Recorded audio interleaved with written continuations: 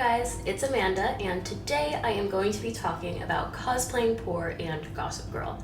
I'm sure most of you know what Gossip Girl is, a teen drama about the scandalous lives of Manhattan's elite, but if you've never heard of cosplaying poor, it means exactly what it sounds like.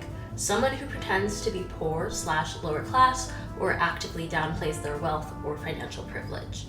Cosplaying poor has been commonly used to describe moments when celebrities with immense wealth try to appear poor, usually in an attempt to seem authentic or relatable. For example, in 2017, Kim Kardashian was criticized for cosplaying poor when she posted film photos of her and her family in plain clothes in a modest-looking home.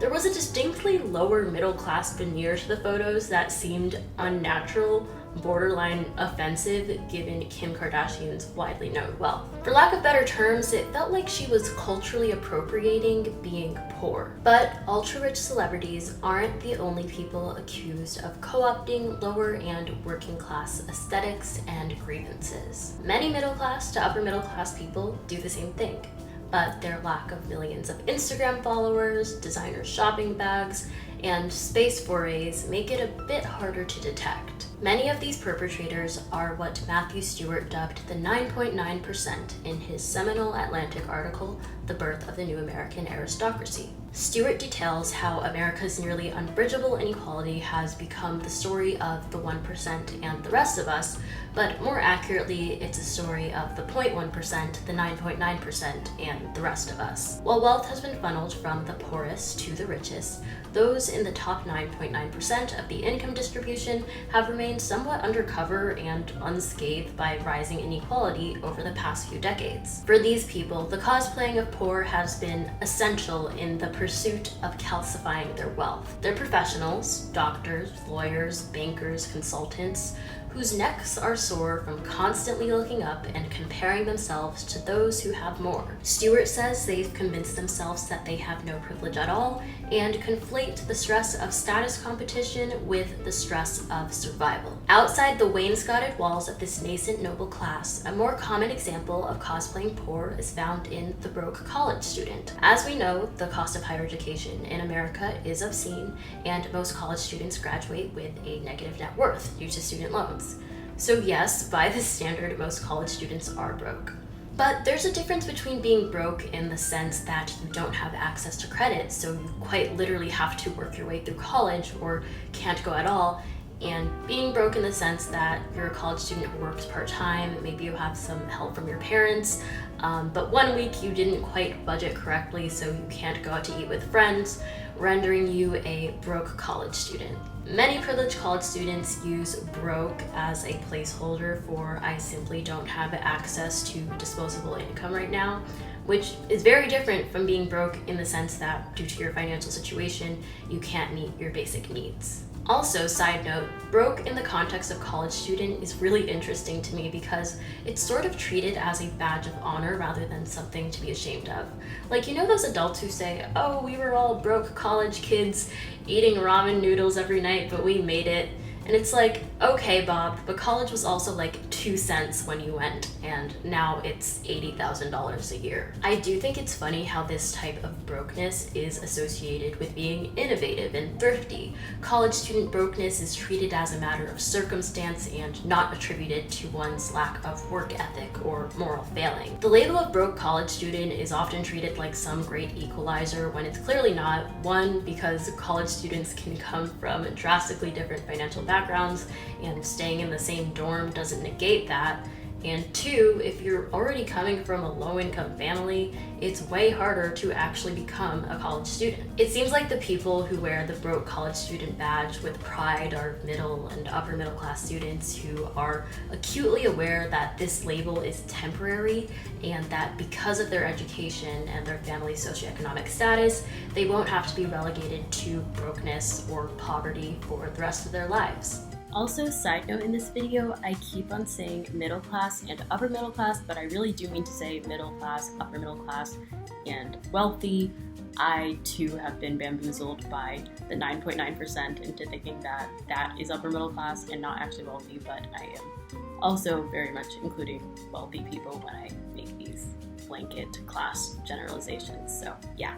On the other hand, it seems like students who actually come from lower income backgrounds are socialized to hide that as if it's something they should be ashamed of. Obviously, there's nothing wrong with parents paying for things like rent and tuition if they are willing and able.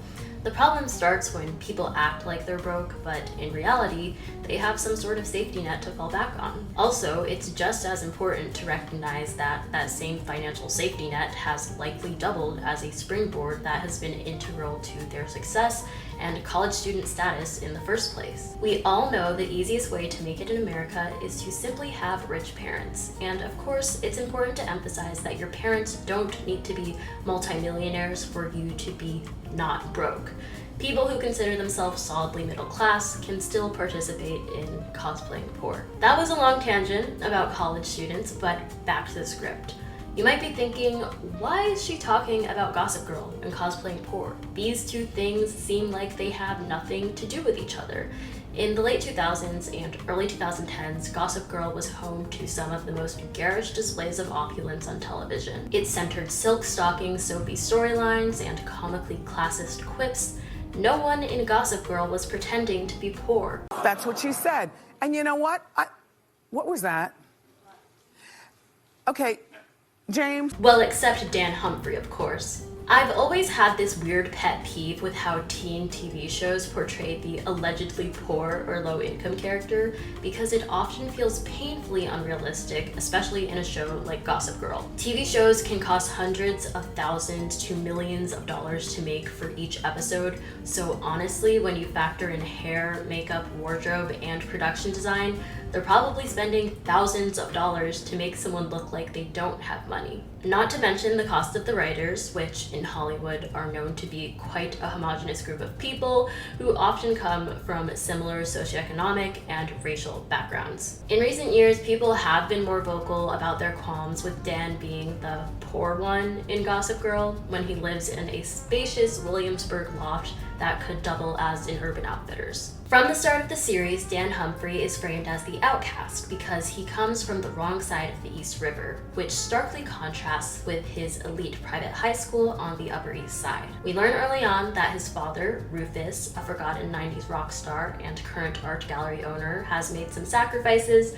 for Dan and his younger sister Jenny to attend great schools. They did make it clear that Dan and Jenny are smart kids and appear to be on some sort of partial scholarship, but we never know exactly how much Rufus pays for their schooling. One Reddit poster commented, Rufus Humphrey, in one episode, says he spends tens of thousands of dollars on Jenny's education alone each year. That is still quite vague, but even with a partial scholarship of $10,000 at a private school in Manhattan, he could be paying up to $40,000 a year. Depending on your perspective, this may seem like a sacrifice, but to me, paying tens of thousands of dollars for high school simply sounds like a choice. I know what you might be thinking. It's fake. It was a CW show. It's not that deep. Yes, but these writers had my 12-year-old self thinking that the Humphreys were sewer rats. And since then, I've gained the wonderful skill of critical media consumption, so I have some words. Another time Dan's cosplaying of poor jumped is when it came time for him to go to college. Dan was accepted to Yale but didn't qualify for financial aid, so he was forced to attend NYU because that's what Rufus could afford. At the time, the difference in tuition costs for each of these schools was quite negligible because Yale probably would have been like $55,000 a year and NYU $53,000. Plus, they never said he got a scholarship to NYU. Not to mention, Rufus had a whole ass college fund for Dan. It wasn't like he was taking out student loans. Anyway, enough about Dan and his poor core shenanigans. I want to talk about the Gossip Girl reboot because I thought they'd maybe address the cosplaying poor and not do that again. The reboot quickly got dubbed as Woke Gossip Girl, perhaps because there's biracial characters who all appear to be half white, gay people, a Black Lives Matter pin, and a billionaire offering donuts to construction workers on strike. Because of its branding as a more with the times Gossip Girl, I thought it would be a really cool opportunity to have a, I don't know, class-conscious character who could kind of be the voice of reason and say what we're all thinking, like, Dan, you're not poor. Of course, in a teen soap like Gossip Girl, writing social commentary isn't top of mind, which is fine, but in a Vanity Fair interview, the showrunner said, It was very important, if you're doing a show about power and privilege, to actually look at how that affects all people. Whether you're queer, whether you're black, whether you're older, that's really what we wanted Gossip Girl to do this time around, because Gossip Girl herself is the great leveler. So far, 4 episodes of the show have come out, and I feel like none of them have explicitly addressed how power and privilege affect marginalized characters. We've definitely seen the black girl, the bisexual boy, and the biracial girls, but I haven't seen how the power and privilege they have or come in contact with specifically affects them based on these social identities. What I have seen, though, is some cosplaying poor, so let's talk about that. For all intents and purposes, I think Zoya is the new Dan. I know a lot of people see parallels between Obi and Dan, but what made Dan Dan was his perspective. He was the outsider. And in the reboot, Zoya is the outsider. Zoya Jane Lott is the younger half-sister of Instagram influencer Julian Calloway. She moves to Manhattan at the behest of Julian in hopes of getting to know her sister. Her newcomer status quickly puts a damper on her relationship with Julian's friends. But when Zoya catches the eye of the Prince of New York, Obi Bergman IV, and the anonymous Gossip Girl, Zoya is launched into complicated and new experiences on the Upper East Side. For some context, and spoiler alert if you haven't seen the show, before Zoya came to Manhattan, she was living in Buffalo, New York, with her dad, a lawyer named Nick. Julian's dad is a famous music producer who funds a full scholarship for an art student at Constance Billard every year. So Julian makes sure that Zoya receives the scholarship so she can attend Constance. My issue was that it seemed very unrealistic for the allegedly poor girl who needs a full scholarship and her dad to uproot their lives just so she can attend an elite private school in Manhattan. Not to mention, they live in a big-ass apartment on the Upper West Side. I was really confused by this in the first 2 episodes. I was like, did they not learn from Dan? You kind of have to acknowledge when the poor character appears to inhabit a multi-million-dollar apartment with a doorman in an extremely expensive neighborhood. So in episode 3, we find out how the fuck Zoya's father can afford this place, which honestly, he's a lawyer, so maybe he could afford it. They don't really say what type of law he does, but a lawyer is a very professional class job, so I think he's making decent money. Anyway, apparently this very nice apartment is Zoya's grandmother's rent-controlled abode, and the grandmother is in a nursing home. Yes, this is an explanation, but I wish they would acknowledge how rare it is that a black woman would still have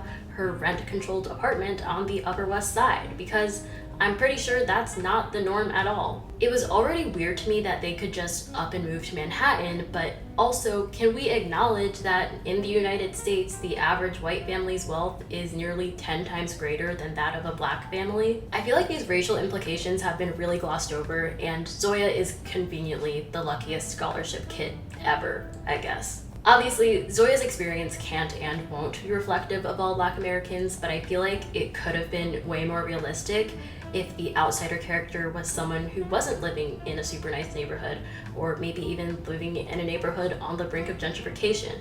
Like, imagine if Zoya was living in this neighborhood about to be gentrified by her boyfriend Obi's rich-ass developer parents.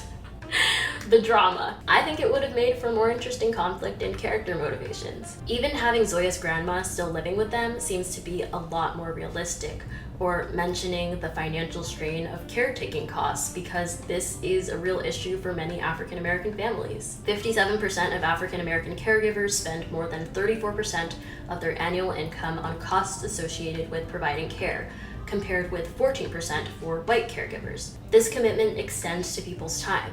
57% of African American caregivers meet the standard of high burden and spend on average 30 hours a week caring for their loved one. I know that the writers and producers of Gossip Girl aren't dumb. They are adult human beings who I am certain are aware of the fact that Dan was not poor. He was a slightly less rich kid who was written to cosplay poor in comparison to his flamboyantly wealthy peers. Similarly, I'm sure the Reboot writers are conscious of the fact that Zoya is supposed to portray a pauper while living on the Upper West Side, having a lawyer father, and going to one of the best private schools in the country thanks to a scholarship she won due to nepotism. The comparison between outsiders and insiders in Gossip Girl is all about relativity. To the average viewer, it seems absurd that a character like Dan is supposed to represent the outsider when he is so farther in than any of us could get. I would say that Dan's alleged pennilessness says less about the actual writers of the show and more about the character's naivety and lack of class consciousness.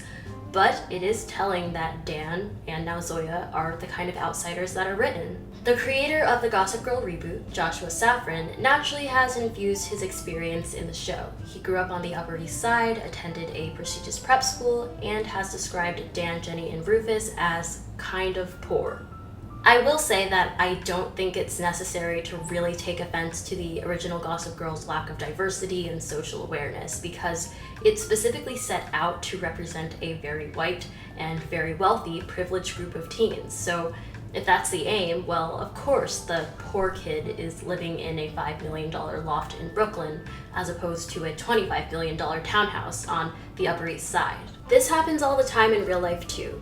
In a CNBC Millionaires survey, a majority of millionaires polled described themselves as middle class or upper middle class, despite being among the wealthiest 10% of Americans. And in June, The Cut released an Onion-esque piece entitled Upper East Sider Realizes She's Privileged on Leandra Medin, fashion blogger and founder of now-defunct Man Repeller. The article essentially sparknotes an hour-and-a-half-long podcast interview between host Reiko Amandi and Leandra Medin. Medin grew up on the Upper East Side and always attended private school. In 2010, she was a college student with a designer-filled wardrobe fit for her newly minted fashion blog, Man Repeller. Still, Medin insisted, I remember objectively growing up in a privileged environment and feeling like I was always on the brink of being homeless. I thought I was poor growing up, that I didn't have anything. Her family had a Hamptons home, and her parents paid for her college education, but Medin only realized she didn't grow up poor last summer at the ripe age of 31. The article reads, for Medin, the confusion seems to stem from belonging to the upper echelon in this city, but on the lower end. Some of her classmates, she explained, lived in buildings that require things like assets of upward of $100 million for you to be approved by their boards. I said I can't really be mad at the original Gossip Girl's lack of social awareness because it's rooted in truth. So far, I'm kind of disappointed in the reboot because it set out to be socially and self-aware, but somehow the awareness feels more like an afterthought rather than an integral aspect of the show. This reboot missed an opportunity to create a true outsider. Like, you're telling me that the outsider of this whole allegedly woke show is a conventionally attractive biracial girl who is the younger sister to a very popular social media starlet and is currently dating the richest boy in New York? That's the outsider? Really? You could argue that the outsider is the teachers, which is actually what I think the show intended to do. But even though we are aware of their measly salaries, the stakes don't feel high enough and their motivation for being Gossip Girl misguided. One teacher went down as a scapegoat for all the others, so their Gossip Girl status would be kept secret, and she was seemingly fine with it. She was like, yeah, I guess I'll just get fired so you guys can keep running this T Instagram account. That's okay. Also, if these teachers were actively trying to keep their jobs, they probably wouldn't be doing things like snapping pictures of their students half-dressed and posting it for the world to see. I simply have no sympathy for the teachers in this show, and I cannot relate to their perspective. I think it would have been so interesting to see the show through the lens of someone who was actually an outsider, someone who maybe doesn't live in a nice, expensive neighborhood, but goes lengths to hide it. Someone for whom attending this school is the only way out of their lower class circumstances. What is it like going to this school if you're not thin and conventionally attractive?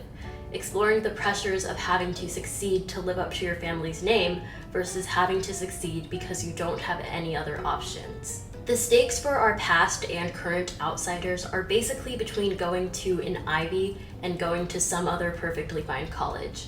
Dan, Zoya, and their parents wanted them to go to these private schools so they'd have a better chance of going to a university with a 5% acceptance rate. They're middle to upper middle class kids who do well regardless of where they went to college, and If they weren't in this specific elite private school, they'd probably attend a well-funded public high school at the very least. This is all to say that I, a commoner, am tired of the cosplaying of poor class and their soapboxes. We get it, it doesn't feel like you have much in the presence of Upper East Side opulence, but hey, you're in their presence. Isn't that something? I'm tired of the, well, relative to everyone else, I didn't have that much money perspective. Because relative to the 90% of us, you're doing just fine. I was skeptical of this new Gossip Girl's attempt at awareness because for me, the original was the epitome of escapism. I think the show had to pick a side. Well, it isn't done yet, so it could get better.